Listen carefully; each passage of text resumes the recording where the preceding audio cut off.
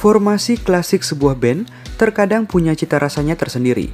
Album-album yang dihasilkan pun seolah menjadi stepping stone untuk karya-karya selanjutnya.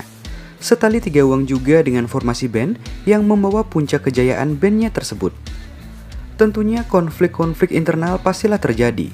Perbedaan cara berpikir tiap individu pun lumrah adanya, tapi tak menghilangkan ketertarikan kita pada formasi band favorit. Guns N' Roses contohnya. Formasi klasiknya oke, formasi di puncak kejayaan mereka juga keren banget. Terlebih konser-konser reuni mereka selalu menjadi napak tilas berharga, sembari mendenangkan kembali hit single lawasnya. Nah, ranah heavy metal dan metalcore juga tak kalah menarik. Avenged Sevenfold yang juga punya basis penggemar yang cukup besar di Indonesia pun sangat memorable dengan sederet album-album mereka yang mewarnai kitab tebal bernama heavy metal. Lalu, bagaimana sekelumit cerita mengenai album-albumnya? Yuk langsung saja kita gaskan.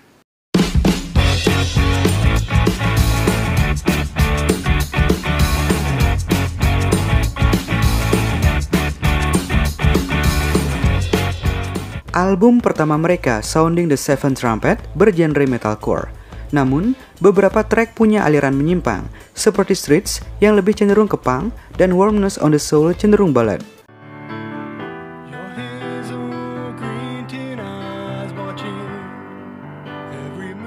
Sepertinya album ini kurang mendapat perhatian dari sebagian fans. Tapi secara pribadi, saya sangat menyukai album ini. Terutama Scream and Shadows masih sangat bagus sekali. Ya mungkin juga band merekam album ini ketika mereka masih sangat muda. Di album selanjutnya ada Waking the Fallen. Kontribusi Synyster Gates mulai banyak, seperti pada lagu Eternal Rest dan Second Heartbeat misalnya.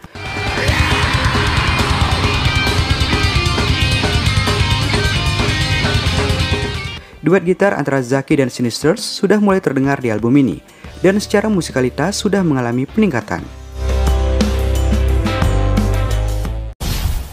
Tahun 2005, inilah tahun krusial bagi Avenged Sevenfold. Band menelurkan album ketiga mereka yang bertajuk City of Evil.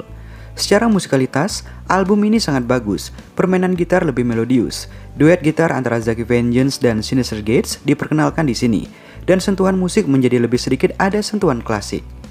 Kita pastinya kagum dengan skill Zaki yang mengalami peningkatan dan bahkan setelahnya permainan gitarnya lebih melodius di samping bertugas sebagai rhythm gitar. Berkat album ini, band menjadi lebih populer. Intinya perubahan luar biasa terjadi pada album ini. Namun sayangnya, di album ini teriakan Mad Shadows sudah tidak terdengar lagi dan genre band kemudian bergeser menjadi lebih ke arah heavy metal. Selanjutnya mari ke tahun 2007. Di mana band mengeluarkan album self-titled mereka atau yang lebih dikenal dengan White Album. Sampai di sini musikalitas mereka makin matang, dan album ini memantapkan mereka bahwa Avenged Sevenfold menjadi band yang layak disejajarkan dengan band heavy metal lain. Dan bisa dibilang, album ini bernuansa fresh dengan beberapa lagu yang menyimpang juga. Ambil contoh lagu Dear God yang menjadi anthem fans kemarin sore, atau A Little Piece of Heaven yang bernuansa teatrikal namun dengan lirik yang mengerikan.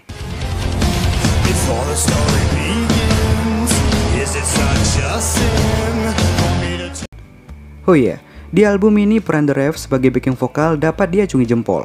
Contohnya dalam lagu Critical Acclaim atau bisa dengar juga di lagu A Little Piece of Heaven yang notabene adalah salah satu ciptaannya juga. Selanjutnya ada Diamond in the Rough tahun 2008 yang merupakan album B-side dari Avenged Sevenfold. Di album Diamonds in the Rough ini, mereka mengisinya dengan 6 lagu baru, 2 lagu cover, 1 single Crossroads, dan 2 lagu lama yang diedit. Lagu-lagu baru di album ini kebanyakan tidak menampilkan unsur metalnya, malah lebih ke hard rock. Lagu yang bagus antara lain Tension, Demon, sama Dancing Dead. Di lagu Tension lebih didominasi bassnya Johnny sama double pedalnya The Rev yang bikin lagu ini enak didengarnya. Ada juga lagunya Iron Maiden judulnya Flash of the Blade yang menampilkan gitar yang melodius dan cepat. Namun, pada Desember tahun 2009, band kehilangan The Rev untuk selamanya. Padahal mereka sedang dalam proses menggarap album Nightmare. Jadi ketika Mike Portnoy gabung mengisi drum, ia meneruskan apa yang sudah dikerjakan. Dan The Rev masih punya kontribusi di album ini. Contohnya di lagu Fiction, masih dapat mendengar suara The Rev.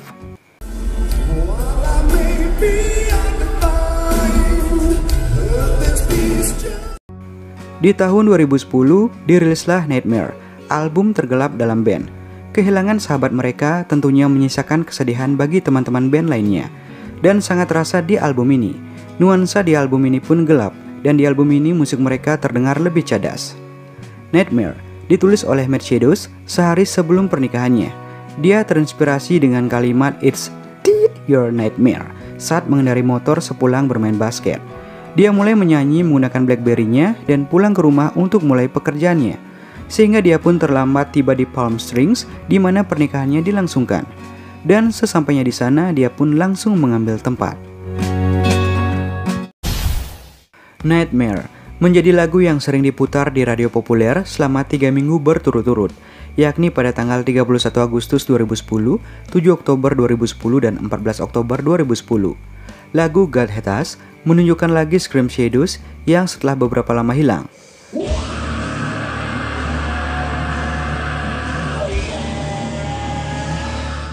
So Far Away didedikasikan untuk sahabat mereka sendiri dengan movie video yang mengisahkan pertemanan mereka dari kecil.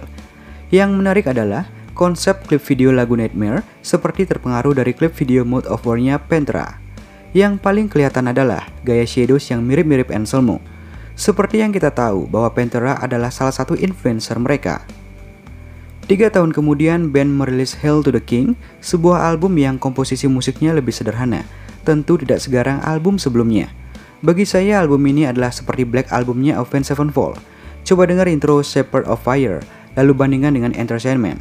Konsep heavy metalnya lebih kental, dan menurut spekulasi saya, mereka terinspirasi dari Black albumnya Metallica.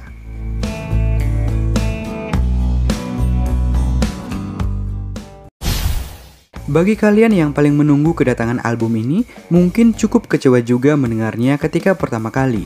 Karena ternyata musiknya nggak garang lagi, malah simple. Tapi setelahnya mungkin kita berpikir, mereka pasti sedang bereksperimen dan bereksplorasi dengan album baru mereka. Ya ini wajar dan luar biasa. Beberapa hari yang lalu saya mendengar album The Stage via Spotify. Di album ini musik mereka lebih eksperimental dan heterogen. Gebukan drum Brooks Wackerman juga bagus dan saya suka dengan sound drumnya crunchy. Vokal Shadows sepertinya masih aman main di drop D, bahkan terkesan kualitas vokalnya masih bagus dan konsisten. Tentunya duet Zaki Vengeance dan Sinister Gates tidak boleh ketinggalan. Lalu bagaimana menurut kalian? Oke, berita terupdate. Album terbaru dari band Avenged Sevenfold dipastikan tidak akan rilis pada musim panas tahun 2022 ini. Vokalis Avenged Sevenfold Matt Shadows menyebutkan bahwa konser tur mereka nanti akan menjadi tanda perilisan album baru Avenged Sevenfold. Namun, belum diketahui secara pasti kapan konser keliling dunia itu akan digelar. Namun demikian, Avenged Sevenfold telah mendekati garis finish untuk merampungkan rekaman album terbaru mereka. Pada bulan Juli 2021 lalu, Shadows mengatakan album baru Avenged Sevenfold akan keluar sebelum tur musim panas yang diusulkan pada tahun 2022. Tetapi ketika bulan-bulan musim panas mendekat, garis waktu itu tampaknya telah bergeser sedikit lebih jauh ke belakang. Berbicara dengan Live Sets, Shadows menyarankan bahwa akhir tahun 2022 atau awal tahun 2023 sekarang lebih mungkin terjadi. Statusnya menarik, kami merekam album beberapa tahun yang lalu, kami belum menyelesaikannya. Kami mengambil cuti untuk keluarga dan COVID, kata Shadows dikutip dari Loudwire. Hingga kini, Avenged Sevenfold masih menyisakan satu lagu yang masih belum tuntas rekaman. Kami saat ini masih dengan satu rekaman tersisa di Warner Brothers Records. Kami akan menyelesaikan rekaman itu, katanya. Satu hal yang telah dikatakan tentang album ini adalah bahwa album tersebut telah dipengaruhi oleh Kanye West. Kami tidak mencoba untuk membuat rekaman jazz, tetapi perubahan akord dan progresnya sangat membuka mata kami, cetusnya. Untuk diketahui, pada bulan Februari lalu, drummer Brooks Wackerman berbagi informasi bahwa Avenged Sevenfold telah menampungkan 90% proses rekaman album baru dan menawarkan foto dari sesi dengan orkestra 78 piece untuk rilis mendatang. Lalu bagaimana menurut pendapat kalian guys? Oke, komen ya, komen. Sorry, suara saya lagi serak dan thank you. Mohon maaf kalau ada salah-salah kata. Thank you bro.